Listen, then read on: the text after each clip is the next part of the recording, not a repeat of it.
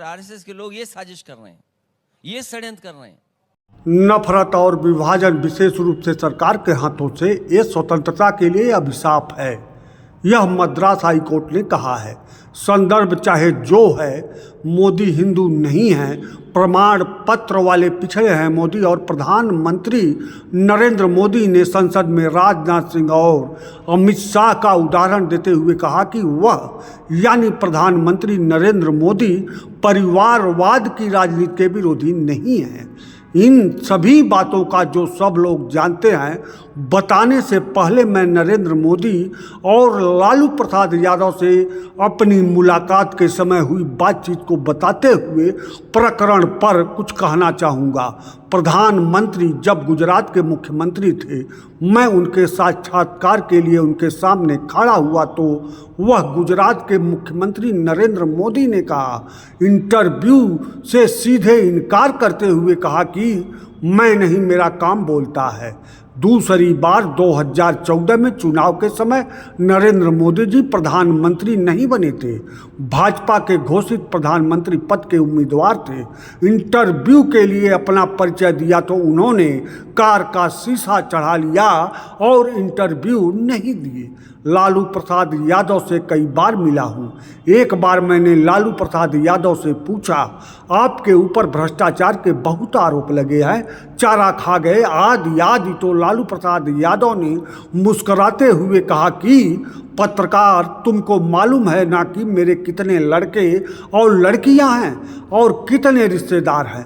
इतने लोग हैं कि मैं सबका नाम याद करने में कभी कभी कन्फ्यूज हो जाता हूँ। अब इतने रिश्तेदारों में कोई भी भ्रष्टाचार किया तो उसे लालू से ही जोड़ दिया जाता है, समझे पत्रकार। यह दोनों उदाहरण मैंने इसलिए दिया कि प्रधानमंत्री नरेंद्र मोदी ने सन 2024 में यानी इस समय बिहार में जाकर लालू प्रसाद यादव के परिवारवाद और भ्रष्टाचार पर सवाल उठाया है, तो लालू प्रसाद यादव ने सवाल उठा दिया कि मोदी हिंदू नहीं है। दोनों बातों पर सन 2024 यानी इस बार के लोकसभा चुनाव में चर्चा हो रही है, लेकिन जवाब दोनों तरफ से 2 दशक यानी सन 2001 से 2010 वाले समय के विषय में ही जवाब आ रहा है। लालू यादव से पत्रकार बार बार इस विषय पर पूछ रहे हैं और लालू प्रसाद यादव जवाब भी दे रहे हैं, लेकिन नरेंद्र मोदी 2 दशक 1 दशक पहले भी पत्रकारों का, जनता का जवाब नहीं सुनते थे, आज भी सवाल नहीं सुनते हैं। माननीय प्रधानमंत्री सिर्फ सवाल उठाते हैं, जवाब ना तब दिए ना अब दिए। फिलहाल लालू प्रसाद यादव का जवाब सुनिए, अखिलेश यादव का खुलासा सुनिए, फिर बताते हैं। ये बीजेपी और आरएसएस के लोग ये साजिश कर रहे हैं, ये षड्यंत्र कर रहे हैं। बचाव में कि हम मोदी के परिवार हैं, सब मोदी के परिवार बन जाओ, मोदी का परिवार बन जाओ। तो दूसरा बात उसी में हम जो बोले कि मरने के बाद मोछ बाल केस सब छिलवाया जाता है, छिलाया जाता है, नाखून टूंगवाया जाता है, तो सब छिलवा लो तो हम मानेंगे कि तुम लोग परिवार हो, मनावटी परिवार हो। तो अभी बाल छिलवाओ ना सब, क्यों नहीं बाल छिलवा रहे हो? लक्ष्य कर रहे हैं और जो हम लोग को बता रहे हैं कि हम लोगों ने इस तरह का बात बोला, कोई गलत काम बात नहीं हम लोगों ने बोला है, अब कोई डरने वाले हम लोग नहीं हैं। फेक हिंदू हो न गए, हिंदू रहते तो ये लोग बाल छिलवाते ना, बाल कहाँ छिलवाया? ये लोग सबको तो पता नहीं न है, तो बाकी लोग उनके भाई वही लोग छिलवाए, ये क्यों नहीं छिलवाए? इसलिए फेक कहा, कोई गलत नहीं कहा हमने।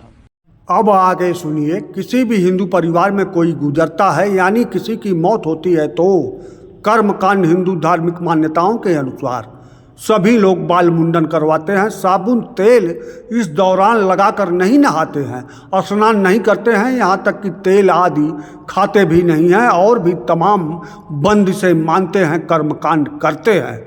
और लालू प्रसाद यादव ने माननीय प्रधानमंत्री नरेंद्र मोदी अपनी मां की मौत के बाद दाढ़ी बाल नहीं मुड़वाए तो कह दिया कि मोदी हिंदू नहीं है। यह व्यक्तिगत टिप्पणी लालू प्रसाद यादव का माना जा रहा है।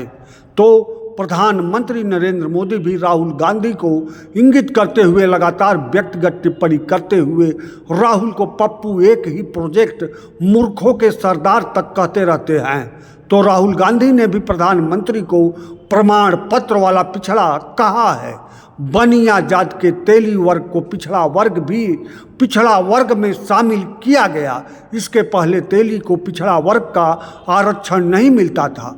प्रधानमंत्री ने संसद भवन में कहा कि वह परिवारवाद के विरोधी नहीं है और प्रधानमंत्री ने संसद भवन में परिवारवाद की परिभाषा बताई या गढ़ी है जिसे जनता कहते हैं। उसके सामने सारे सवाल हैं और सभी सवालों के सही जवाब भी सामने हैं, लेकिन सवाल के सही जवाब का पॉजिटिव परिणाम राजनीति में कभी कभी ही निकल पाता है। ऐसा क्यों होता है?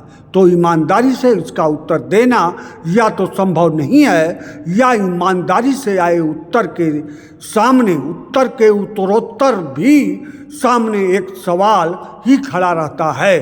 यह सही उत्तर के सामने राजनीति के चतुर चालाक खिलाड़ी एक उससे बड़ा उत्तर पेश कर सही जवाब को छोटा बना देते हैं।